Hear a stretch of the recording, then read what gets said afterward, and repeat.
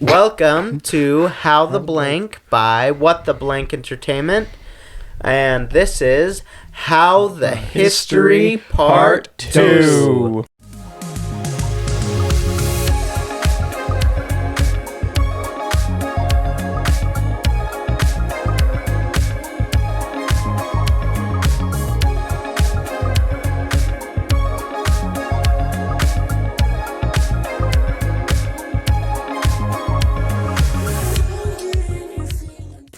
Dos. Dulce de leche. All right, well, Braxton, you were talking about some of the ancient history before, and you kind of started bringing us into more of the, afterwards history that happened after that. So you want to continue on that? Traveling history. Yeah, Yes, so the traveling. So the traveling history is really interesting, to be honest, because so they would have these carts, right? That were 2 stories, right? And they would hold all the actors, all the costumes. They were the set, right? And these traveling carts, right, would be pulled by oxen or horse, right? Usually oxen. And they would travel from town to town, doing either creation.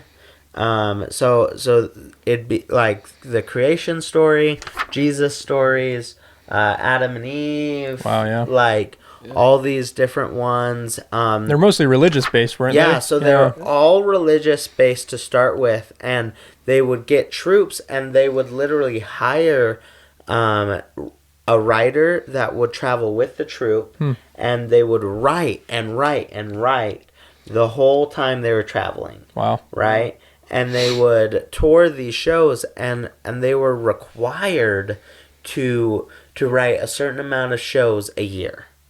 Right? Wow. Like part of their contract and stuff. And it would be contracts with the church usually. So like it would be St. Michael's Troop or something like that. Or like and it would be based off of your church that you came from. Right? And they would and they evolved those into actually putting them into the chapels. Right? So like some of the older chapels that you see, they have a stage and everything with balconies. Yeah. That's where they would put on these same shows. Wow. And so like with this traveling theater, and women weren't allowed at all to act. Why? That was for a long time. And Yes. That's like drag was more popular than having a woman on stage. Yeah. What so the heck? That's so crazy. yeah, you couldn't have women on stage till like late 1500s, 1600s, I think it was. I think Wow. so. And so because they thought it was scandalous that there were whores What? because of the gypsies, Oh. right? The gypsies and other exotic women, right? Like exotic dancers, all that, right? Like the prostitutes were so like acty and were kind of like the first ever actress that people thought that acting for women was a sin. Like they literally thought that it was awful and terrible, right? And so that's so they didn't allow women at all, and so men would dress in drag to portray like Mother Mary and other stuff like that. And usually they do boys, right? They just have I think the youngest that I've heard of was about like 11, right? They'd have like these 11-year-old boys, put them in a wig, or they'd grow out their hair, and they just put them in dresses. Wow. And that's what it would be, right? Yeah. And so they just acted out. And so that's how they portrayed women in theater for hundreds of years. That's crazy. And so during the Renaissance age, right? Because during the Dark Ages, right, theater kind of minimalized to just storytelling and singing again, right? Yeah. After the Greeks and Romans fell, it just kind of died off because people thought that A lot of it theater. was the church. Yeah, the church thought it was paganism. Like they thought all theater was pagan at Wow. first, right? And then they realized, oh, this is how we can teach people. So that's why they evolved it into to those things, and they had the creation. That's actually where we get the first ever nativity scene, right? Is actual theater, right? Like you know how most people act out the nativity, right? Every Christmas, right? That was how it used to be with actual theater companies. Yeah. Imagine if like you're like Broadway stars did a nativity every single day. Weird. Like Oh, imagine, because that's how the theater was back Is that like then. all they had to show is just stuff like that, or Well, it was mainly religion. It was mainly like to stop people from sinning and stuff. just like, to keep the religious stuff in people? Yeah, And, makes Theater sense. is the medicine of sin. I mean, because that really was the time back then. It was all religious based, and be good people and don't sin, and you're gonna go to hell if you do. And yeah, that's interesting. Well, and what's funny is they didn't use singing as much because they thought singing was either only the highest of the high or the lowest of the low. What? Right? Like the only people that would sing in the religious plays were angels or or what they consider saints. Interesting. Right? And so that was kind of crazy and didn't even know weird. that. That's crazy. And so that's why like musicals didn't really like evolve very much, and operas just kind of stayed down in Italy. Oh, right? wow. And Yeah. because they didn't like agree with it as much. I don't know. So operas were looked down on in that time period for other parts of Europe then. Kind of like it was just more like not seen as educational or important Because it wasn't as religious as like Yeah. other things they were doing. Yeah, it wasn't as interesting. important because usually operas were slices of life. Yeah. You know, today a lot of people watch like slice of life. Oh, for anime, sure. Yeah. Right? Like that's huge. That was kind of what operas were putting your life into a musical. Oh, that's interesting. Right? Like one of the most famous operas that have survived is I can't remember, but it's pretty much this guy whose wife cheats on him and leaves him, and he kills himself at the end. And it's like the Mi Vayanza. Oh, that song. Yeah, that's like the most widely known opera song in the entire world. And that is the man contemplating suicide. Oh, that's interesting. I didn't even know that. Yeah, That's crazy. And it is one of the most popular opera songs because it's such impactful life lesson, right? And so it's crazy how it evolved. So now, right, we're kind of getting to this religious movement, right? And it's going travel outside again, right? Not as much inside theater except No- for in chapels. No more funding for the arts. Yeah. Nope. Well, and like the thing is, the funding for the other arts came from the people, right? In Greek's time, it was the people supporting It it. was huge street performance. Yeah. Literally collecting money in a hat. Wow. Yeah. And like that's actually what the satyrs would do. After they told their jokes and did their things, they'd go around and collect money. Wow. That's why like you hear like the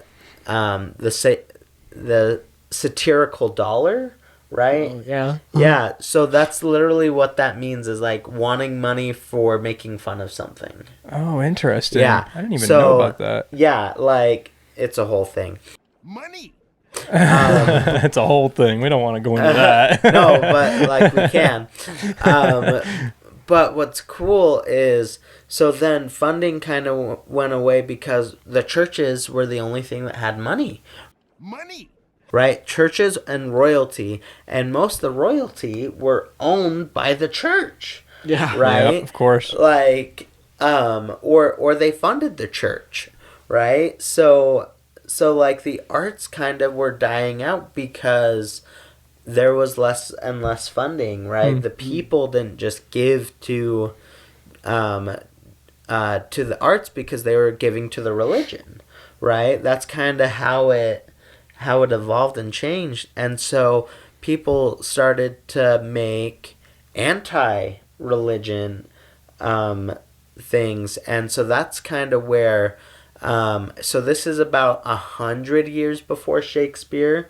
The companies that they had that created all the religious shows, right, broke off and stayed as companies, right, and started making theater that they wanted, right, and so and that's where the crown started funding more things, right? The crown. What do you mean by that? So the crown means royalty. Oh, okay. So the crown, meaning like Queen Elizabeth. Oh, gotcha. She loved the arts. Pretty much, Shakespeare was her hoe. You know, like freaking, like Queen Elizabeth and Shakespeare were this. You know, like interesting. She like wanted him to make all this theater and stuff because it was entertainment for them. So all the royalty started liking it, right, and started funding it. And so the more funds theater got, the bigger and bigger theater got. Money. Wow. Right? So it was kind of this like money war, and that's what theater wasn't originally made to do.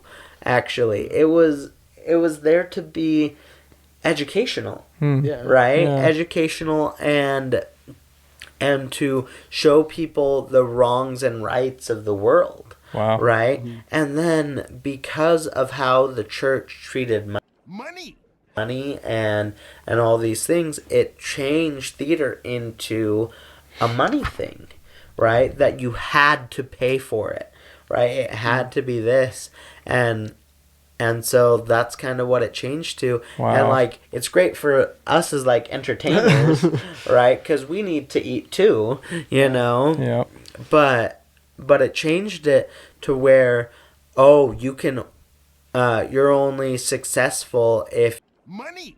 you're funded by the crown, right? And so that's why Shakespeare has lasted so long, because of the crown. They were able to record all of Shakespeare's stuff, and we still have it today, Yeah. right? Survived a long time. Over 500 years. Yeah. Well, not over, about 500. Something like that. Something. It's a long time. And so like it's lasted so long because of royalty. Yeah. Right. And that's why like a lot of like conspiracies is like Shakespeare didn't create his own works and a lot of the stuff was stolen, but who was funded got to last longer. Wow, Yeah. that is interesting. Yeah, and there's like the things that Shakespeare was a woman and all these things, and like I don't know if I believe them. I don't think so either. Yeah, like, There's a lot of conspiracies floating around. Yeah. I think he could have taken, probably a little bit of plagiarism, and also like what we talked in the last episode with like there was no original ideas to begin with. no, because they were just stories that were being told over and over again. What's funny is the only like original work that Shakespeare had ever created was actually The Tempest, right? And that's one of his last shows that he ever written, and it is this whole like breakdown of human society. Pretty much is what it is. It's a whole kingdom dying. Pretty Wow. much. And it's such an original thing, but I think it's because he was foreseeing what kind of happened to him in his life, and also what kind of happened to the crown over time and time again. And then there was the histories, of course. History was a huge thing.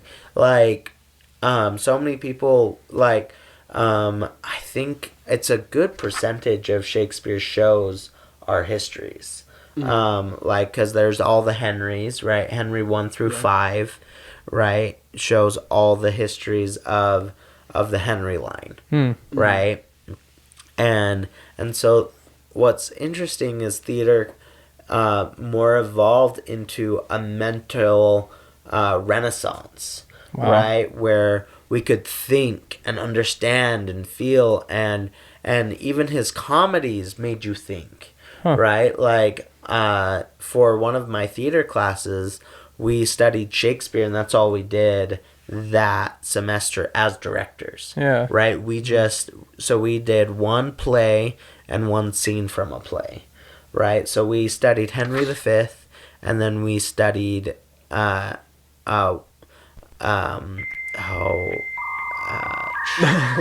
sorry, my brain. As you like it. And what's Did fun- you like it? Yeah, I did. I guess so. And it's a comedy, but you have to be smart to understand it because it's so freaking witty that it's like, what's funny is Shakespeare would make fun of royalty through these shows, right? And he'd make fun of the hierarchy and all these things, but no one would know it because he's being witty about it. Wow. Right? And so that's kind of what happened.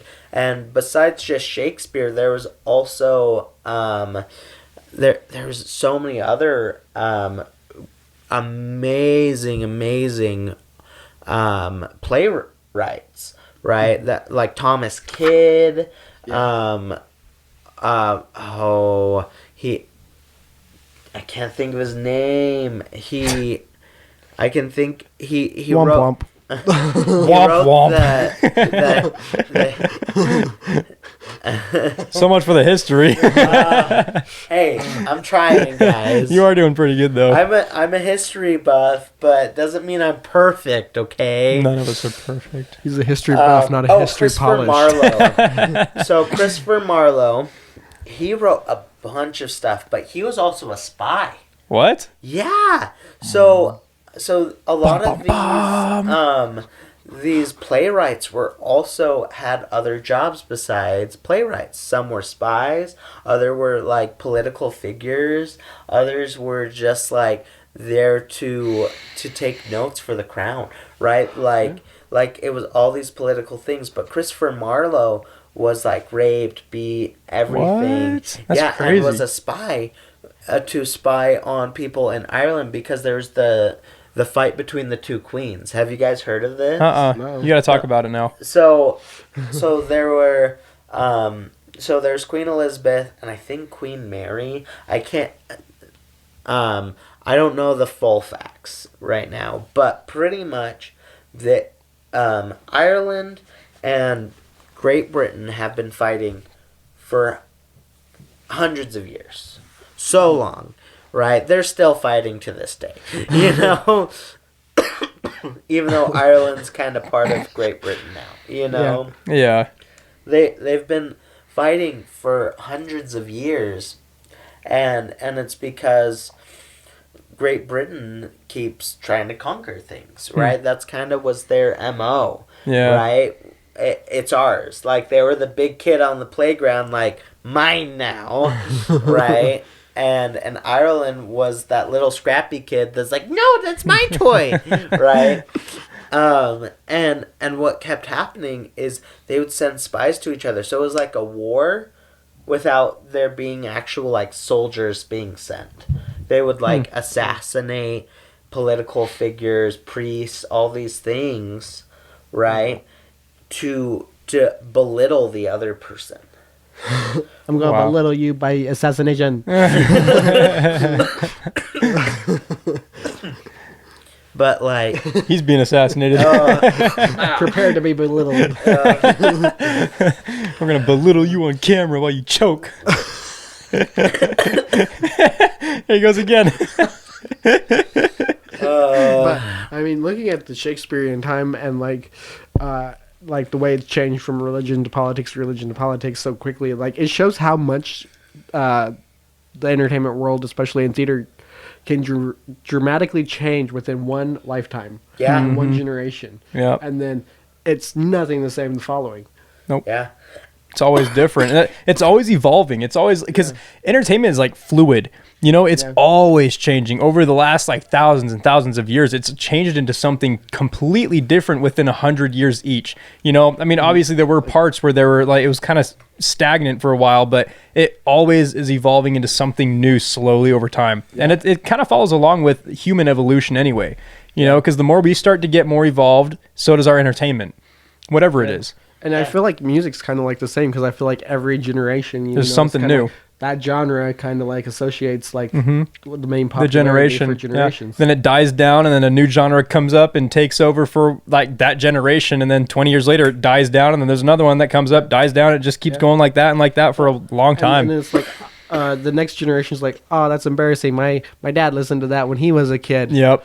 Yeah. And it's like, oh, but I listened to this, and then 20 years later, your kids are going to be like, oh, you used to listen to that crap? Are you serious? We got this stuff. It's probably going to sound like metal screeching against like chalkboards. They're not going to like it. Yeah, So, it's like it's the thing for the next generation. Yep, that's how it is. And I kind of feel old now because like the early 2000s stuff is thought as like classic rock. Yeah, it's classic or classic pop, and it's like, But when I think of like classic, I'm still thinking like 70s, 80s. That's what I think of. I think of 70s and hair bands. 60s. Yeah. I'm thinking of Queen and like, you know what I mean? Like that's classic that's stuff. called oldies now, guys. Yeah, those are oldies but like, goodies. I thought of oldies as the 50 yes, shop. the 50s. Yeah, dude, those were the oldies to me.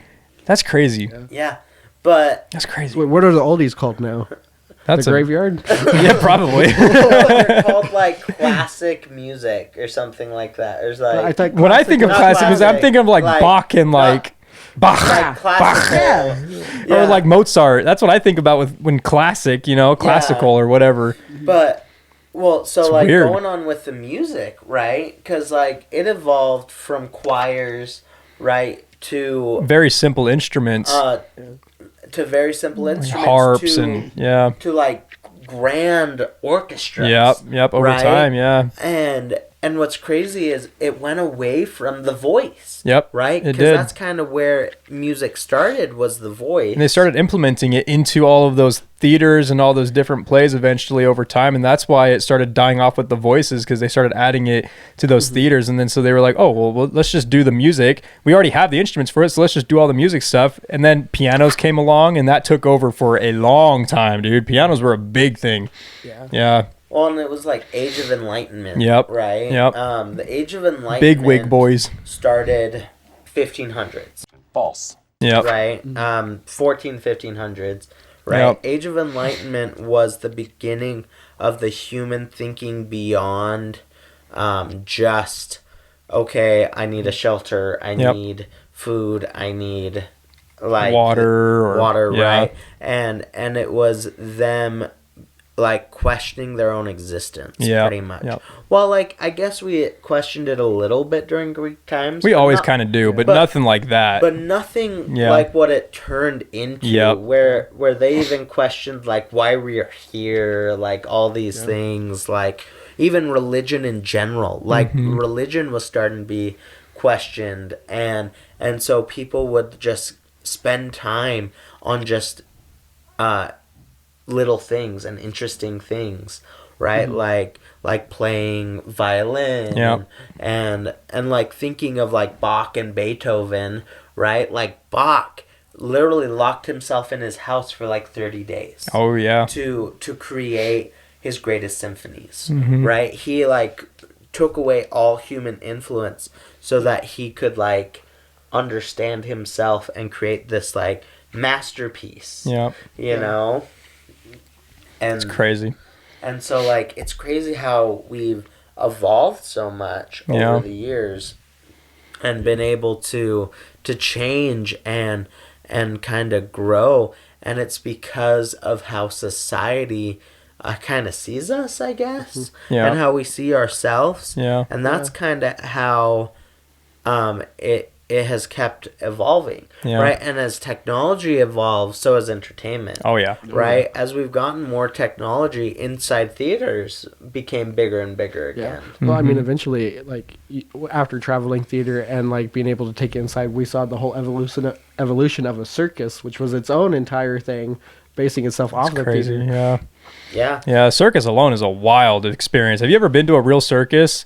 Yeah. That is crazy. I went to my first circus when I was like 12, and I thought that was the wildest experience I've ever been to. But yeah, it was crazy. They had a live band. They had the whole thing. Elephants walking on like weird like big ass balls and stuff like that. It was crazy. Well, and I think Scripted. I think what like entertainment has become though is the combination of so many things. I think that's how it's evolved, is they kept combining things, right? We started getting more musicals, more stuff like that. And it kind of kept as plays for a long time, and a lot of them were political. Yeah. Right? That's kind of where it transitioned again. It came from the crown again to governments funding it, and then it just became super political. Yeah. Right? What stance did you have on women's rights? What stance did you have on the king? What stance did you have on this? And it was all about your stance again. And I was like in studying this, right, and like researching, I was like, whoa, like it just keeps coming full circle to like the human experience. Yeah. And that's what's like so important, is that human experience. Yeah. Yeah, it definitely is. Yeah. But And that's the other thing that's kind of changes with the convenience of being at home. Like so many people rely on movies and television, entertainment, stuff like that. Yeah. But like, there's nothing like the thing with theater was that it could move emotion and bring feeling in person, and you could drive off the energy, and you could actually feel as it was being portrayed, or feel as the audience was being swayed. Yeah. Art thou feeling it now, Mr. Krabs? And they actually did this study, right? How live theater affects you compared to a movie and stuff like that. That literally your heartbeat sinks. They took they put monitors on everyone to just see how it physically, emotionally, and everything affected them. And literally their heartbeats were sinking. Wow. When they were watching theater and stuff like that. And so that's why I think theater's so important, because it actually connects us with everyone. Yeah. And entertainment in general connects us. So I'm excited to for the next episode, when we move on to kind of the age of technology. Yeah, that's gonna be a good one. That's where everything boomed. Yeah, crazy. The Industrial Revolution is pretty much where we just ended. Yep. Right. There's a big boost in funding for everything but theater. Yeah, pretty much. Yeah. Yeah. But yeah, thanks for watching. This is How the Blank. You can watch us on YouTube. You can listen to us on Spotify.